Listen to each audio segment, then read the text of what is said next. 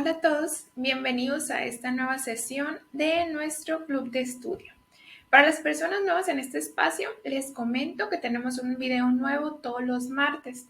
En algunas ocasiones voy a estar presentándolo yo, pero también tenemos otras ocasiones donde invitamos a personas a que nos apoyen con un tema en específico en el que sean especialistas. Bueno, para quien no me conoce, me voy a presentar. Mi nombre es Brenda Valenzuela Aragón y soy la responsable de este espacio y también pues soy biotecnóloga y me he especializado en el estudio y uso de microorganismos en la agricultura. El día de hoy en nuestro club de estudio vamos a estar platicando acerca de la identificación de microorganismos, cómo se da a grandes rasgos y qué consideraciones podríamos tener en este proceso. Una de las preguntas que más veo o que me ha tocado ver en algunos grupos de estudio, en algunos grupos donde se comparte información de estos temas, es que se preguntan o se pregunta cuáles microorganismos son. Se comparten algunas fotos, ya sea muestras compuestas, incluso en caja Petri con agar o medio de cultivo, y también algunas observaciones en microscopio. Y se comparte y se hace la pregunta como cuáles microorganismos son o qué microorganismo es. Y la mala noticia de esto es que normalmente ese tipo de fotografías pues no son de utilidad realmente para hacer una identificación. Y pues aunque fuera como un aislado o una observación muy buena en el microscopio, difícilmente podemos llegar a una identificación. En el caso, por ejemplo, de los hongos, con observaciones en el microscopio, en algunos casos sí podemos llegar a una identificación como presuntiva, ¿no? Como parece tal microorganismo, pero no es información suficiente. Entonces, cuando vemos este tipo de imágenes, otro factor importante aquí es que en muchos de los casos pues son varios tipos de microorganismos que están creciendo en conjunto. Entonces, eso complica más la situación. No significa que esta información o lo que vemos en las cajas Petri o lo que vemos en el microscopio no sea de utilidad, porque sí puede apoyar bastante en la parte de la caracterización y también en cómo ir dirigiendo la identificación. Sin embargo, no es suficiente. Entonces ya como que podríamos cerrar ese mito, digamos, de que no se puede identificar únicamente con una fotografía el microorganismo. Y pues se requiere hacer más cosas. Hablando un poquito más acerca de la caracterización que se hace microscópica, es decir, lo que vemos en los microscopios, o macroscópica, pues como clarificando más por qué no es de tanta utilidad. Por ejemplo, en el caso de las bacterias, por su tamaño tan reducido, si utilizamos un microscopio a lo mejor que llega a, no sé, a 100x o a 1000x, no es suficiente, considerando los dos objetivos, no es suficiente para una caracterización. O sea, vemos lo que vemos en estas figuras. Y si se fijan, por ejemplo, si vemos bacillus, pseudomonas, panibacillus, pues no podríamos realmente inferir cuál es cuál, ¿no? Entonces sí, cuando tal vez les manden una foto al microscopio y les digan, ah, está la bacteria, pues sí, como sería un foquito rojo de que tal vez no es suficiente, ¿no? Para hacer identificación. Y en el caso de los hongos que les comentaba, sí hay más información que podemos tomar cuando hacemos observaciones. Bueno, si son observaciones profesionales, pero con algún microscopio, digamos, como educativo o básico, sí hay información que se puede utilizar como referencia, pero tendríamos que complementarla con alguna otra técnica para poder tener la certeza que sí es ese microorganismo.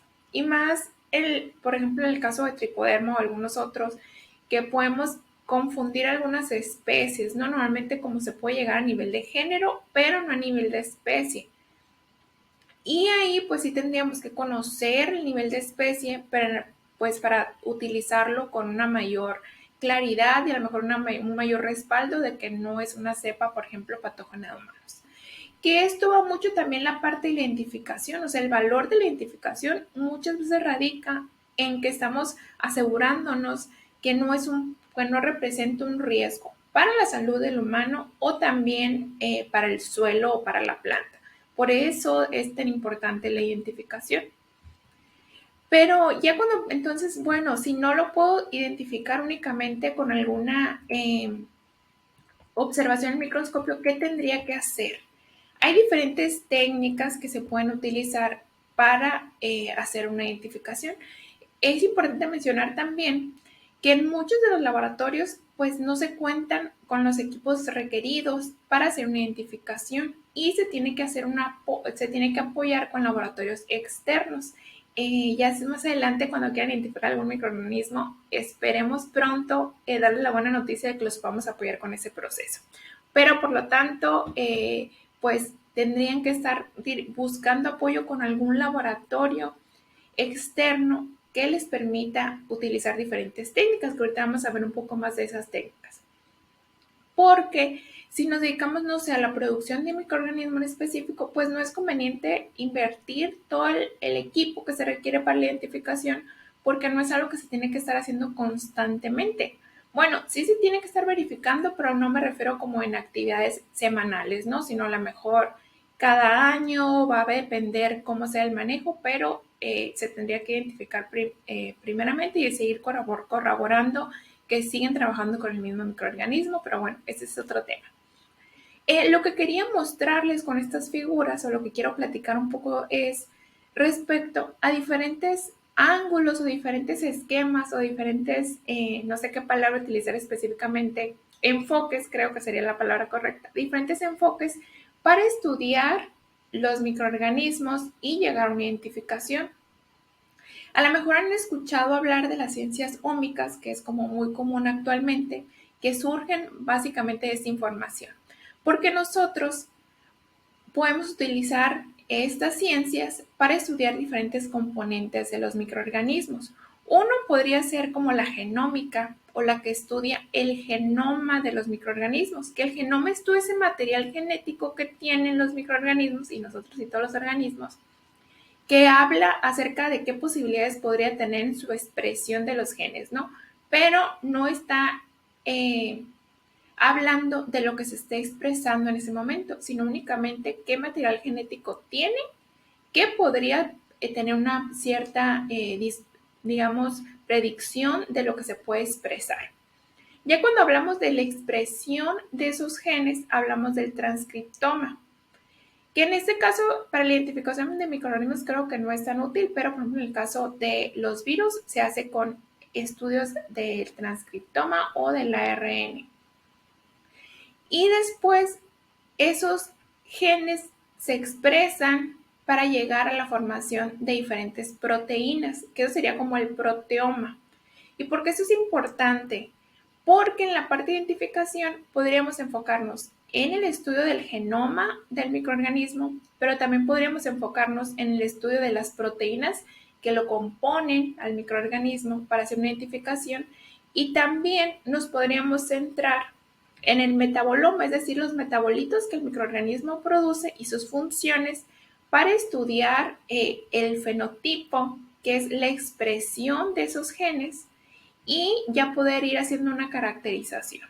Creo que está medio denso todos estos temas, a lo mejor requerimos después invertirle un poco más de tiempo, pero a grandes rasgos lo que quería mostrarles es este esquema para ir identificando que podríamos enfocarnos en diferentes puntos para hacer la identificación, que creo que la más común y la más reconocida pues sería hacerlo a través del estudio de sus genes, pero por ejemplo las pruebas bioquímicas sería hacerlo a través del fenotipo, es decir, de la expresión final de esos genes. Entonces por eso como que están todas esas alternativas.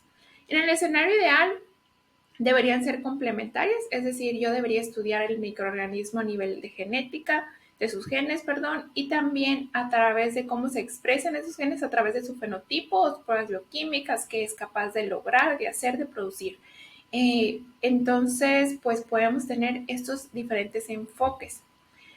Sin embargo, ya cuando estamos pensando, no sé, para generar un producto biotecnológico, ya sea para la agricultura o para otra área, o vamos a hacer una parte de una investigación y necesitamos reportar qué microorganismo es, tendríamos que considerar cuáles métodos de estos son los más certeros o que hay mayor certeza en sus resultados y que son reproducibles. Y acorde, esta imagen me gustó porque creo que ejemplifica muy bien la situación. Bueno, se recomienda o se habla de que la identificación de microorganismo a través de la secuenciación de alguno de sus genes o el genoma completo sería como la mejor opción en relación a encontrar la mejor reproducibilidad y con mayor certeza. Obviamente hay un margen ahí que podría cambiar, más cuando hacemos como una taxonomía y todos esos temas, pero sería como lo más adecuado. Pero hay otras técnicas, como por ejemplo a través de utilizando sus proteínas, el estudio de sus proteínas, que va disminuyendo la confiabilidad de sus resultados.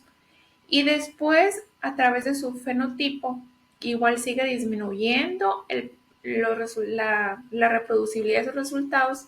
Y al final, pues estaría como una caracterización metabólica muy básica, a lo mejor como tinciones, observaciones en el microscopio, pero eso sería como lo menos confiable.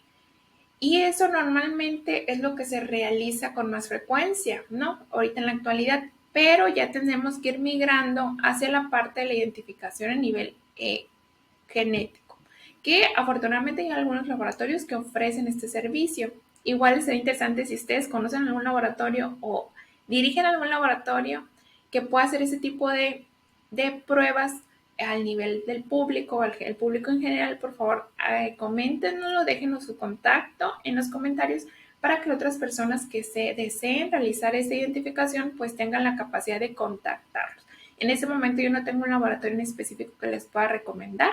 Como les comento, estamos trabajando en esa línea para poder ofrecer ese tipo de servicios, pero por lo pronto sería interesante que si ustedes conocen un lugar que puedan dar esos servicios, pues lo dejen en los comentarios.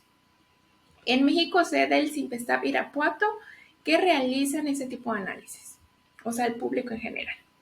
Bueno, y todos estos que estamos hablando de las diferentes opciones o enfoques que podríamos tener, vamos a ver un poquito de ejemplos.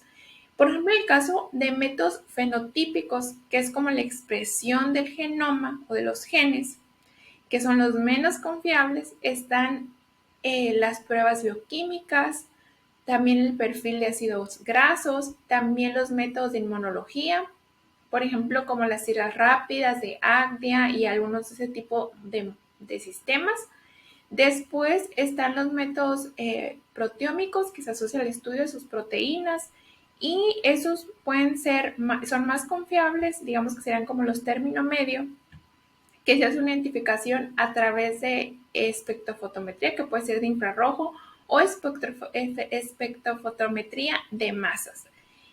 Después están los más, digamos, los más certeros, perdón, como los métodos del genotipo, o estudiando los genes, o incluso podría ser su genoma completo, ¿no? Que eso pues se asocia a la amplificación de diferentes genes en específico y pues su estudio y comparación con otras especies o otros microorganismos que han sido estudiados. Aquí les voy a dejar el link. Nuevamente les comento que los materiales se los compartimos en el grupo de Facebook que les voy a dejar en los comentarios por si quieren ver esta presentación para que puedan entrar a estos links. Ya que en dado caso que estuvieran ya más avanzados en estos temas o desearían conocer como cuál les conviene más a ustedes, pues aquí les voy a dejar el link para que lean toda la información completa. Que nuevamente la recomendación sería pues tener varias caracterizaciones, o sea, con diferentes métodos para tener pues 100% de certeza o muy cercano al 100%. Otro de los ejemplos que puede ser como a través de la identificación, que no mencionamos anteriormente, puede ser como la microscopía. Bueno, que veíamos originalmente al inicio de la presentación, no, pero la microscopía obviamente que también es un área muy amplia donde hay microscopía, pues digamos como de alto nivel o tecnificada, donde puede ser de utilidad, por ejemplo, en el caso de la identificación o la observación de microorganismos que no podemos cultivar de manera independiente. Entonces, sí es una herramienta que se utiliza dentro del plan de toda la identificación, pero no podría ser como el único concepto o el único línea que tendríamos que seguir para la identificación, sino complementar con otras técnicas para ya tener mayor certeza de la identificación de ese microorganismo. Otro factor que tendríamos que estar considerando es si la muestra que queremos caracterizar es una comunidad o un consorcio o que son muestras compuestas, es decir, que están presentes muchos microorganismos diferentes, o si ya tenemos la capacidad de tener un aislado o una cepa de forma individual, porque no serían los mismos métodos. Cuando estamos hablando de, por ejemplo, de inoculantes microbianos, sí se recomienda o se requiere que sea un microorganismo aislado porque después tenemos un interés de reproducirlo, ¿no?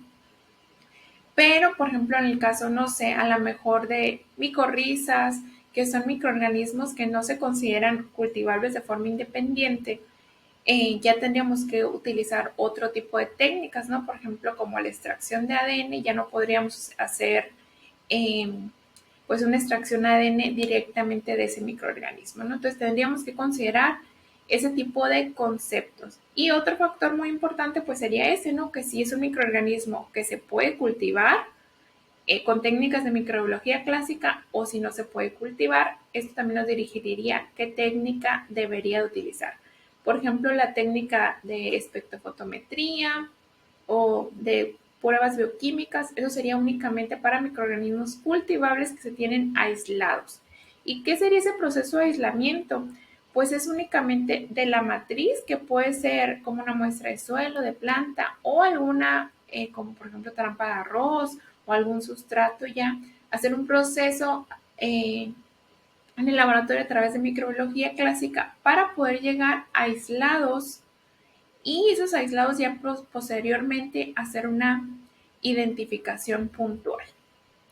¿Y qué técnicas serían como las más comunes? Si se fijan, vimos como diferentes o a muy grandes rasgos y también con diferentes enfoques, pero ya como en el día a día o en lo práctico, ¿cuáles son las más comunes? Bueno, eso es un poco sesgado bajo mi experiencia, habría que ver, a lo mejor hay en algún otro país o en alguna otra área se utilizan más otras técnicas, pero creo que esas son como las más comunes que hay o que actualmente se utilizan. Bueno, uno sería la amplificación del gen ribosomal 16S para el caso de la identificación de bacterias y para el caso de la identificación de hongos. Normalmente se usa un fragmento que se llama ITS1 o ITS2, pero eso sería como cuando no conocemos qué microorganismo es. También hay otra línea que se puede seguir, es amplificando, que ahorita vamos a ver un poquito más qué sería como eso, amplificar un gen específico acorde a la identificación presuntiva. Por ejemplo, en el caso de un hongo que ya tengamos identificado de forma presuntiva con observaciones del microscopio y otras caracterizaciones, qué hongo es, pues ya podríamos amplificar un gen específico para ese género. Y otra de las pruebas más comunes puede ser la identificación bioquímica y también el perfil de ácidos grasos del microorganismo. Y esos son como de los más comunes, creo yo, que se utilizan. Idealmente yo les recomendaría pues que hicieran dos pruebas y ya con eso tendrían como más respaldo en la identificación de su microorganismo o con el microorganismo que estén trabajando. La caracterización bioquímica que quedamos que era de la parte del fenotipo del microorganismo, es decir, cómo se expresan sus genes, pues puede ser asociado a observar qué diferentes capacidades tiene, por ejemplo, en crecimiento. Se puede crecer a pH ácido, alcalino, se puede crecer tolerando ciertas concentraciones de sales, qué azúcares puede utilizar como fuente de carbono, qué aminoácidos produce. Entonces, con ese perfil de diferentes pruebas se hace una comparación con una base de datos, por ejemplo, en el caso como es Biolog, y ya se puede llegar a una identificación. Otra de las pruebas bioquímicas que se utilizan o que hay en el mercado, pues son las pruebas de API o microgen. Tendrían que buscar en caso de qué microorganismo desean identificar ustedes para ver si alguna de estas pruebas tiene algún específico como para su línea o les pueda funcionar. Y luego, esa sería como la parte de pruebas bioquímicas. Normalmente es una opción un poco más económica y accesible, entonces a lo mejor sería como el orden de ideas: primero hacer una observación en el microscopio, ir por donde, ver por dónde podría ser el microorganismo, acordar una identificación como presuntiva, después hacer unas pruebas bioquímicas, y después, ya con esa información, ya recomendaría yo, por ejemplo, hacer una amplificación de un gen. Cuando hablamos, en este caso, que veamos el ejemplo en la amplificación del gen ribosomal 16S, que es para el caso de la identificación de bacterias comúnmente. Bueno, todo el proceso a grandes rasgos que se tendría que hacer es, uno, tener el aislamiento ya de la bacteria, hacer una extracción de ADN, mezclar con diferentes componentes para hacer una reacción de PCR, colocando como los primer que indicarían qué gen específico se amplificaría, que sería el gen 16S. Después envía esa muestra a secuenciar, que hay diferentes técnicas de secuenciación, y esa secuencia de nucleótidos que se obtiene, se hace una comparación con una base de datos existente para identificar en, qué, en qué área o a nivel de qué taxonomía podría ser como encajar ese microorganismo, ¿no? Normalmente se hacen como árboles filogenéticos para hacer este análisis, y ya con eso, que creo que por ahí les he mostrado algunos, ya con eso podrían llegar a una identificación. Normalmente ese proceso se hace para llegar a nivel de género y especie, pero en algunos casos para llegar a nivel de especie, pues sí se tienen que hacer algunas otras técnicas más avanzadas como la amplificación de otros genes o diferentes pruebas bioquímicas, entonces ya dependería de cuáles sean los resultados, ¿no? Pero con estas dos, pues normalmente sí se llega a una identificación a nivel de género con bastante certeza. Y pues hasta ahí dejaríamos el tema del día de hoy. Espero que haya sido de utilidad. Ya saben que nos pueden contactar si tuvieran algún comentario, alguna duda personal que nos quieran hacer. Nos pueden escribir nuestro correo o también pues nos pueden mandar un mensaje aquí en redes sociales. Siempre estamos pendientes. Y pues nos vemos el próximo martes. Muchas gracias por su atención.